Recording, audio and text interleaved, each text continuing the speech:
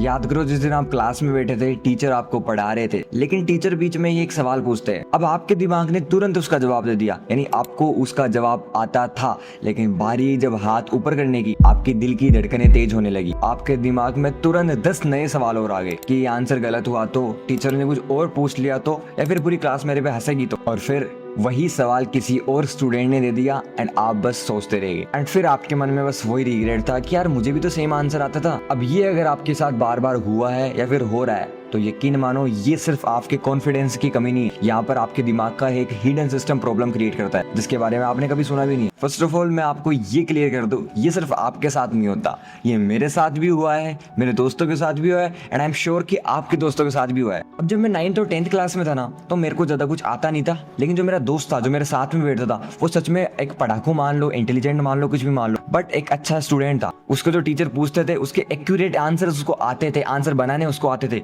लेकिन अगेन वो बोल नहीं पाता था। सो टीचर जब भी कुछ पूछते वो मेरे को बता देता कि भाई ये आंसर बता दे, एंड मैं कॉन्फिडेंटली बता देता था क्योंकि मुझे पता था अगर ये बता रहा तो सही है, एंड वो आंसर सही निकलता। इट मीन कि इंटेलिजेंट स्टूडेंट्स भी कई बार नहीं बता पाते, यानी उनके साथ भी ऐसा होता है। एंड यहाँ पर आपको एक डिफरेंस समझना होगा कि नॉलेज होना और बोल पाना दोनों में डिफरेंस है। कई बार जिन लोगों को कुछ भी नहीं आता वो बस बोलते रहते, लेकिन कई बार जिनको सब कुछ आता है वो कई बार कुछ भी नहीं बोलते। अब आप बोल क्यों नहीं पाते, आपका हाथ खड़ा क्यों नहीं होता, ये होता है आपके ब्रेन के सर्वाइवल मोड की वजह से। ऐसी सिचुएशन के अंदर आप फाइट और फ्लाइट मोड में चले जाते हो कि लड़ो या भागो, यानी आपका ब्रेन उस सिचुएशन को, जो टीचर कुछ सवाल पूछ रहा है, उसको नॉर्मल ट्रीट करता ही नहीं है। उनको लगता है कि ये कुछ खतरा है, या तो इससे बचना है या इसको मारना है। अब वहां पर आप फ्रीज होकर 10 तरीके के नए सवाल सोचने लग जाते हो, एंड इतने में दूसरा स्टूडेंट बता देता है। एंड टू बी ऑनेस्ट, इस सिचुएशन के अंदर आप अपने टीचर की क्वेश्चन से लड़ ही नहीं रहे हो, आप लड़ रहे हो पूरी क्लास के जजमेंट से। अब यहाँ पर बात आती है एक इंटरेस्टिंग इफेक्ट की, स्पॉटलाइट इफेक्ट। यानी बेसिकली होता क्या है कि इसमें हमें लगता है कि लोगों का ध्यान मेरे ऊपर है। अगर आप मार्केट में जा रहे हो तब भी आपको ऐसा लग रहा है कि लोग बस मेरे को देख रहे हैं। फॉर एग्जाम्पल, आपको टीचर ने क्लास में आगे बुलाकर कुछ बोल दिया, सो अब आप 3-4 दिन तक उसी बात के बारे में सोच रहे हो कि सारी क्लास मेरे बारे में सोच रही है, बट ऐसा बिल्कुल भी नहीं है। सब अपनी अपनी लाइफ में बिजी, कोई भी आपके बारे में नहीं सोच रहा,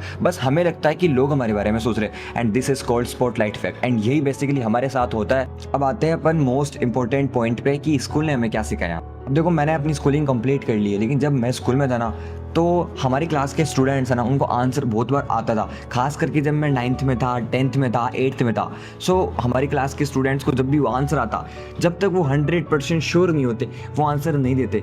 बताऊं क्यों? रीज़न ये था कि अगर वो खड़ा होकर आंसर बता दिया उन्होंने, अगर आंसर बाई चांस गलत निकल गया, सो टीचर उनकी ले लेंगे वहीं पर ही। टीचर उनकी बेइज्जती करेंगे, आगे बुलाकर बेइज्जती करेंगे, पीटेंगे। अगर नहीं पीटेंगे तो बेइज्जती इतनी खतरनाक तरीके से कर देंगे कि अगला स्टूडेंट आगे से आंसर देने लायक नहीं बचेगा। एंड आई एम श्योर कि आपके साथ ये वाली चीज़ ज़रूर होती है, क्योंकि आप आंसर इसलिए नहीं दे पाते हो, आपको लगता है कि अगर गलत हुआ, बच्चे कुछ बोले ना बोले, ये टीचर मेरे को मारेगा, ये टीचर मेरे को नहीं मारेगा, तब मेरी बेइज्जती करेगा, कुछ ऐसी बात बोलेगा कि ये क्लास वाले मेरे ऊपर हंसे।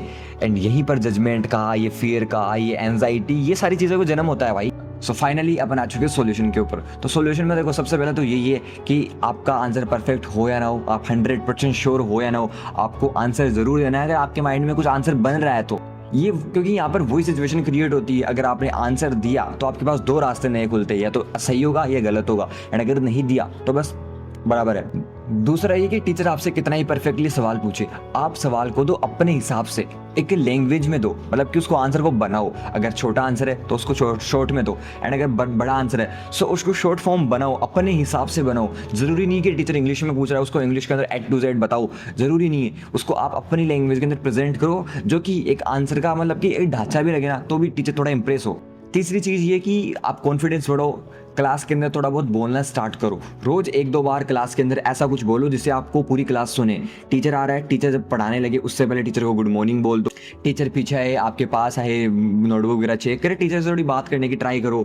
एंड सच में जब भी आपको मौका मिले बोलने का, बिना किसी डर के बोल दो, क्योंकि ये बात याद रखना कि अगर आप एक बार बोल गए ना, सो आपके अंदर जो कॉन्फिडेंस का बूस्ट रहेगा ना, वो भाई नेक्स्ट लेवल होगा। अगर आंसर गलत हुआ तब भी आपके अंदर एक कॉन्फिडेंस बिल्ड होगा कि एटलीस्ट मैंने ट्राई किया। जरूरी थोड़ी टीचर आपकी हर बार ही बेइज्जती करेगा। हो सकता है कि टीचर आपसे कुछ भी नहीं बोले, टीचर आपको बोल दे कोई बात नहीं, नेक्स्ट टाइम ट्राई करना, दूसरे स्टूडेंट से पूछ ले, आपको आंसर देना है ना। अगर आंसर सही हुआ, आपका जो कॉन्फिडेंस है भाई वो 2x 3x 10x हो जाएगा। यानी आपके बोलने के बाद आपका कॉन्फिडेंस बढ़ेगा। सो मेक श्योर बोलना स्टार्ट करो यार। अब अगर आपके साथ ऐसा कुछ हुआ है तो एक बार मेरे को कमेंट में जाकर जरूर बताओ कि मेरे साथ हुआ है, एंड डेफिनेटली मैं इसको इंप्रूव करूंगा। एंड अगर आप चाहते हो कि साइकोलॉजी या फिर ऐसी रियल लाइफ प्रॉब्लम्स को मैं डीपली एक्सप्लेन करूँ, सो सब्सक्राइब कर लेना।